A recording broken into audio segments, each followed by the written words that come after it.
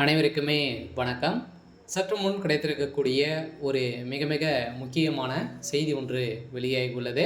சற்று முன் 7 ஆண்டு சிறை, உதயநிதிக்கு எதிராக நீதிபதி இறுதி தீர்ப்பு. பாலியல் வழக்கில் வசமாக சிக்கிய உதயநிதி ஸ்டாலின், இது மாதிரி பார்த்தீங்கன்னா செய்திகள் வெளியாகிருக்கு. இப்போ சதுரடியாக அண்ணா பல்கலைக்கழகத்தில் நடந்த பாலியல் வழக்கின் அடிப்படையில் உதயநிதியுடைய பெரும் அவருடைய நண்பர்களும் பார்த்தீங்கன்னா வசமாக சிக்கி கைதும் செய்யப்பட்டிருக்காங்க இல்லையா.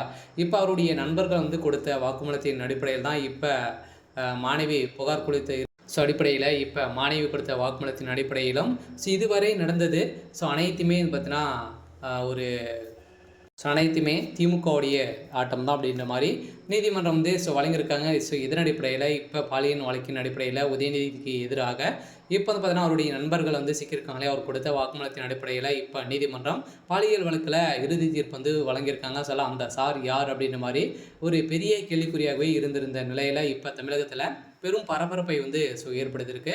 இதை பற்றி இந்த வீடியோவில் நம்ம முழுமையாக பார்க்கலாம். அதுக்கு முன்னாடி நம்ம சேனலுக்கு இப்போ தான் நீங்கள் முதல் முறையாக வந்திருக்கீங்க அப்படின்னா மறக்காமல் நம்மளுடைய சேனலை சப்ஸ்கிரைப் பண்ணி சப்போர்ட் பண்ணுங்கள்.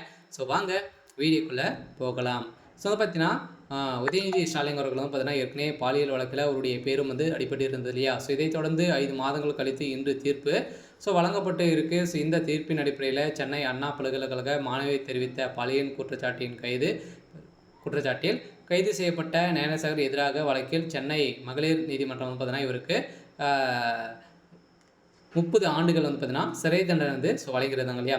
இதை தொடர்ந்து பார்த்தீங்கன்னா வருகின்ற ஏற்கனவே டிசம்பர் 24ஆம் தேதி புகார் சொல்லித்திருந்து. இந்த புகாரின் அடிப்படையில் இவருக்கு வழங்கிய தீர்ப்பின் அடிப்படையில் இப்போ உதயநிதி ஸ்டாலின் அவர்களுக்கும் இதில் தொடர்பு இருக்குது அப்படின்ற மாதிரி தான் இப்போ தகவல் வெளியிருக்கு. இந்த தகவலின் அடிப்படையில் பார்த்தீங்கன்னா காவல்துறை விசாரணையை சிபிஐக்கு மாற்ற வேண்டும் என கோரி தொடர்ந்து வழக்கை விசாரித்து வந்த சென்னை உயர்நீதிமன்றம் கடந்த டிசம்பர் 28ஆம் தேதி பெண் மற்றும் ஐபிஎஸ் அதிகாரி அடங்கிய சிறப்பு புலனாய்வு குழு விசாரணைக்கு மாற்றி அமைக்கப்பட்டது. இந்த விசாரணை அடிப்படையில் இப்போ அதிரடியாக பார்த்தீங்கன்னா உதயநிதியுடைய நண்பர்கள் கொடுத்த வாக்குமூலத்தின் அடிப்படையில் இப்போ சதுரடியாக ஞானசார் அவர்களுக்கும் 30 ஆண்டுகள் மகளிர் ஆணையம் வழங்கியிருக்காங்க. இதை தொடர்ந்து உதயநிதி ஸ்டாலின் அவர்களுக்கும் 7 ஆண்டுகள் சிறை தண்டனை விதிக்க போகிறதாகவும் தகுந்த ஆதாரங்களும் பார்த்தீங்கன்னா சிக்கியிருக்கு இல்லையா. ஏற்கனவே